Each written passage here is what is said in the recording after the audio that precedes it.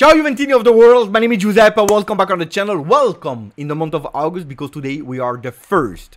Tic-tac, tic-tac, this is what Cristiano Giuntoli is hearing because he knows that he has less than 1 month to close Calcio Mercato because this season, summer edition ends on the 30th of August, Saturday we rest and the 1st of September we are already playing against Roma for our match day 3 in Serie A.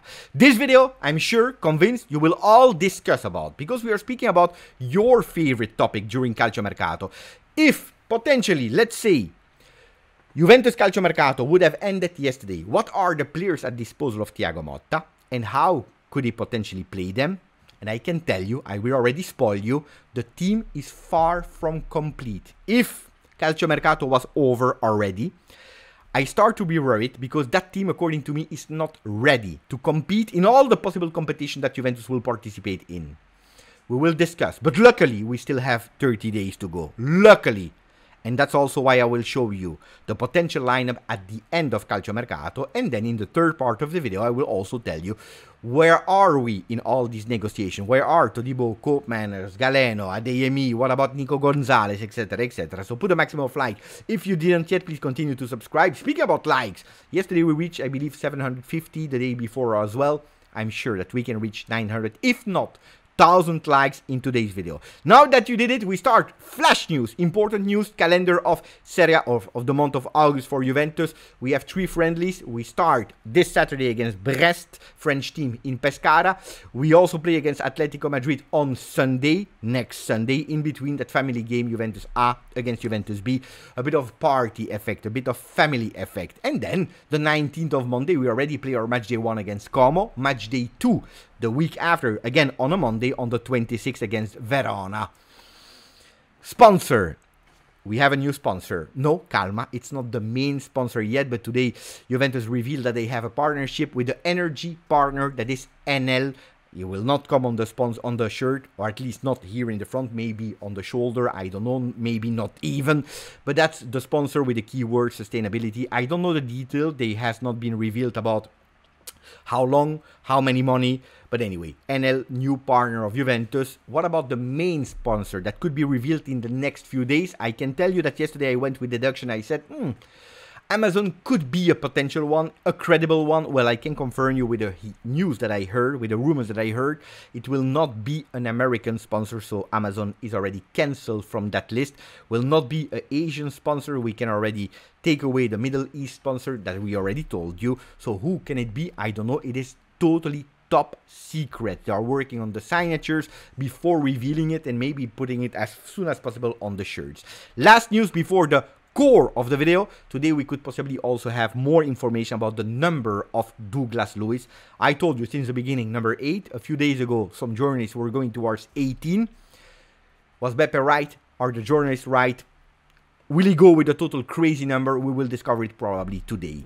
Guys, I show you a lineup in a second. A lineup with what we already have been done. What is the Calcio Mercato of Juve? Juventus that went super fast in the starting block. The sprint was beautiful, started extremely well, with, not in order, Di Gregorio, Cabal, Thuram, Douglas Luiz, and Azic, that is that hybrid player between Team A and Team B, first team, next gen. Beautiful, and then block, because we had difficulties to sell, we were obliged also to sacrifice some youngsters, maybe also not selling them at the initial request of Juve, we were blocked, and at the moment we are waiting for new reinforcements. From Giuntoli, superhero, the best sporting director ever, we went to Giuntoli that is not able to sell, a Giuntoli that is a total disaster, a Giuntoli that is not able to form the team. I think that you need a bit of balance. We still have 1 month, and Giuntoli's work, that is extremely difficult, we can judge him at the end. But it's true that if we go back to the team as of today, it's not a complete team. I show you the picture. 3 goalkeepers. Di Gregorio, Perin, and I didn't put him, but also Pinsoglio. A change in goalkeeper here with Di Gregorio. 8 defenders, assuming that we go towards that 4-man defense that we also saw for the first time against Nuremberg, where we lost 3-0. With the starting defenders, Gatti, that has been tested as a right back there, Bremer, Danilo, and Cambiaso. Cambiaso going back as revealed and spoiled, and as we were also able to see him in that second half against that German team. Who are the subs of them? Savona, on the right, Rui on the left, Cabal and Jalot as center-back subs. What do we see here? Immediately we notice that we are continuing with that tradition of our objective, promoting next-gen players 2-3 per season. With Rui and Savona, they impressed a lot. Midfield made of Locatelli, Fagioli, Thuram, Douglas Luiz, the two pivots in front of the defense. Offensively, we have Kostic and Yildiz on the left, Chiesa, Weah on the right side, Adzic and Miretti behind the two strikers that are Vlahovic and Milik. How much do you rate that team if Calciomercato was over today, without adding the De Sciglio, the Arthur, the McKennie, the Szczesny, etc., etc.? Let me know a rating of the team that we see here on the paper. According to me, it's not a complete team, where we are missing something on the right side of the field, right back. We are missing something as a center back. We are missing the number 10, the real number 10, our AAA objective, that is Cope Manners. We are missing something on the left side of the field as a backup, alternating with Yildiz, that is as his first real season, where the expectations are extremely high. And also we miss something on the right side offensive winger, because we all know, let's not lie about it, that Chiesa is more out than in at the moment. Then we are always speaking about a possible vice Vlahovic, that is at the moment Milik. Milik that will resume training on Monday. He knows that he has a big chance, because that vice Vlahovic role is at the moment there, at the bottom of the priorities. A team that is missing a lot, honestly, is missing a lot. A team that, according to me, can't win on paper, because then miracles can happen, Serie A. A team that will have difficulties in all the competition, especially because today we are the 1st of August, which means that I will start also to analyze the other teams, with teams that are reinforcing themselves a lot on Calciomercato. But what can that team become? If things are going fantastically well, from the rumors that we are hearing, we are going towards, again, that 4-2-3-1 with the same goalkeepers, with a change in defense, because with the addition of Todibo, you're entirely changing the starting defenders. Cambiaso still as a left back. This time it's Danilo that swap from a center back position to the right back position, with Todibo next to Bremer. For the people that will tell me, Beppe, the Todibo is a right foot player like Bremer, this is exactly how Thiago Motta played last season at Bologna, with Lucumi and Calafiori, two left foot center backs. And that allows you to continue with these next gen players, Rui, Savona, and behind the center backs, Gatti and Cabal, with a Jalot that will probably be or on loan, or even, who knows, maybe sold, because that's the thing. With Rugani also, a lot of interest from Ajax. These players can give you a bit of cash to continue the Calciomercato from the other players. In the middle, we continue with Fagioli, Locatelli, Douglas Luiz, Thuram. These are the players that at least we are sure that will remain at Juve. Up front, a Miretti that is even injured at the moment should be that sub of that Cope Manners. Again, the priority of Juve. The priority not only from Giuntoli, but also from Thiago Motta. I will give you an update of Cope Manners in a second.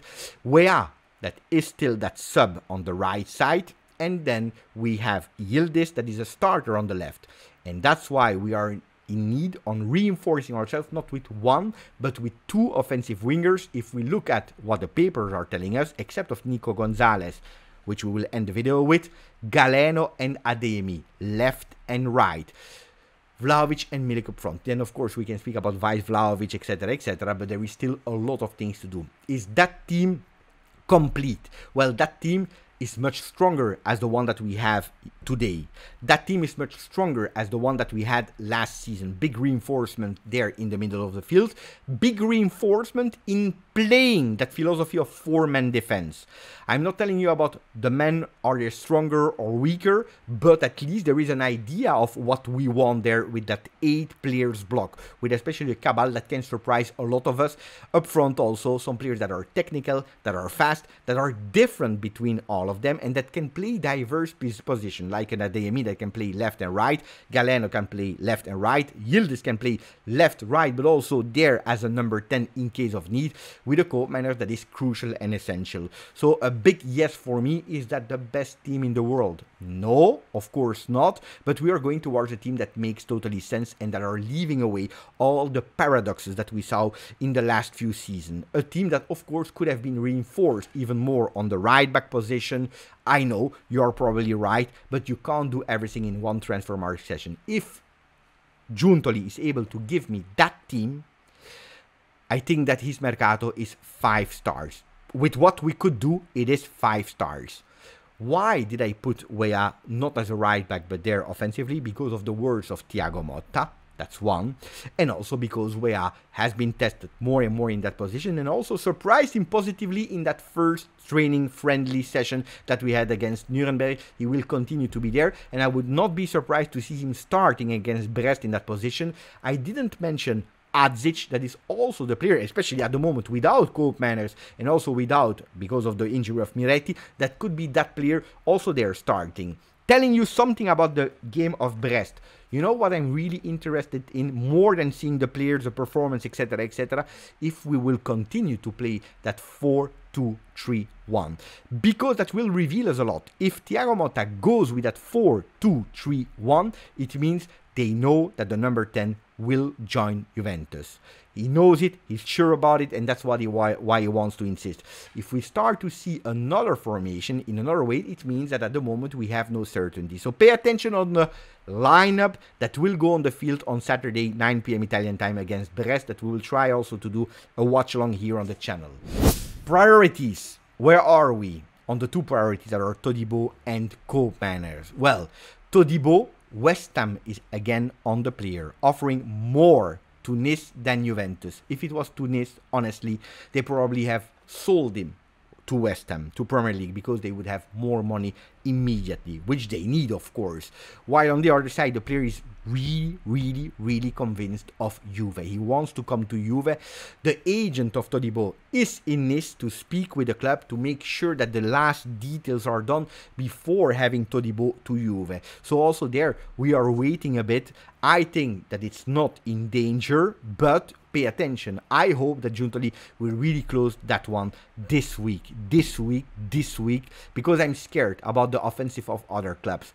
Corriere dello Sport is giving us an update on Cope Manners, Teun, Juve, Cope si avvicina. Cope is closer to Juve. Yesterday, a first offer also confirmed by Fabrizio Romano, by Romeo Agresti, etc., of 45 million euro. An offer that we already knew would have been rejected by Atalanta, that are still firm on the 60, but at least it's a real offer so that we can say we are serious about the player, we didn't give up about the player, sending a sign also to Teun to say wait, because we are on you, and then to be a bit explorative. Okay, we give 45. What is what you want to decrease? Do you want to go to 55? We can maybe increase to 48 and you go towards 50. So let's see, but it's really a player that Juventus is really working in. And we continue, again, confirmed by everyone, Corriere dello Sport, all the journalists. And then there is that casting, because after the two priorities, we go with a huge, big casting where it looks like Juventus has not clear ideas at the moment, honestly. If we are looking at all the names for two positions, left and right. But I think that Juventus has more clear ideas than what we think today. They have already a few alternatives in terms of price range, but they all go towards one quality that is nearly the same for all the players that we mentioned. We have today a new name, that is the Neymar of Norway. That's how we call him. Nusa, that is playing at Bruges, young player, 19, that is joining a casting of Pepe, Consensao, Galeno, Adeyemi, and even since yesterday Nico Gonzalez. Golden boy, because he is really a player with a lot of potential. Nusa, 2005 born player. Again, I told you, Neymar of Norway, has a value of 20 million euro, which is not expensive. We are looking at the goals. He didn't score a lot at Bruges last season, only 4 goals in total in 46 appearances. He's not a starter yet at Bruges, so he will not be a player that will join Juventus as a first starter, the one that will put Yildiz in danger or being there or not. But one thing is sure is that he's able to play as a left offensive winger and a right offensive winger, and also can play there behind the striker, if not as a falso 9. It's a player that has a lot of potential, is again a player that we are looking at as probably a C solution if Adeyemi doesn't join, if Galeno doesn't join. If you can't go for Consensao, why? Because you are not able to sell all the other ones that are out of project. Weston McKennie, Milik, Szczesny, Kostic, etc, etc, etc. And that's why Juventus is also looking at C options, maybe options that are really strong for the future. But when I told you that they all have one thing in particular in common, look at Nico Gonzalez, another player that has been checked, monitored, and apparently also contact already made from Juventus. It is Nico Gonzalez from Fiorentina. Also him, you are looking, he's able to play as a right wing, offensive winger on the left, but also as a number 9. So also him, really versatile. If we speak about Adeyemi, it's exactly the same. If we speak about all the players mentioned, they all have that characteristic. Left, right, and some of them or as a number 10 or as an offensive number 9. So pay attention to these players that are extremely versatile, because having one of them can maybe make sure that you don't have to look for so many players. You don't have to go with 3-4 offensive players, but maybe 2 are enough to cover all these positions. So what is right, what is wrong about Nico Gonzalez? That is the last topic of today's video. Nico Gonzalez, well, there is, and it's a triangle, there is Fiorentina that is extremely interested in Gudmundsson. That wasn't a target of Inter, target of Juventus as well at a certain moment. They really want to go for him because Palladino wants to continue to reinforce his team with his new ideas, because we know it, Italiano has left to go to Bologna. Gudmundsson is their target, but they can't go for it. They can't. It is impossible because they don't have the money. So first, they need to sacrifice a Nico Gonzalez with an offer, probably, or a request of 25-30 million euro. We know that Juventus, they are looking for an offensive winger. They are also looking to sell. And Weston McKennie is another target of Fiorentina. So they could possibly think about a Weston McKennie swap plus money for Nico Gonzalez. Juventus would fix that one of 2 offensive wingers. They will, in the meanwhile, sell one of the players that they need to sell, and Fiorentina can go for Gudmundsson. But pay attention, because there is another team. I told you it's a triangle, and it is Atalanta, because Atalanta, after Zaniolo, they also want to go for another offensive player, thinking already that they could miss Koopmeiners that goes to Juve. Instead of playing how they play, they maybe want to go with a 2-1 offensively, with Nico Gonzalez, Zaniolo behind the striker that they have at Atalanta. That could potentially be Scamacca or someone else. That's why we have that triangle. Juventus could potentially go for the player, or maybe they can do the same thing that they did a few days ago for O'Reilly, starting to disturb, to annoy a bit Atalanta, to say, oh, if you don't lower your request for Koopmeiners, we go for Nico Gonzalez. Pay attention to you. And then you always have that name that is scaring me a lot, you know it, because there are still other names. When I told you about A, B, C, options, targets, possibilities, alternative, there is always the one option D, the D of Domenico Berardi. Pay attention to him, it's not over. Domenico Berardi, by the way, happy birthday to him, because today is celebrating his birthday, if I'm not wrong. 30 years for the Italian striker of Sassuolo. Ragazzi, I hope you enjoyed that video. That was, again, 19 minutes. Grazie, forza, Juve.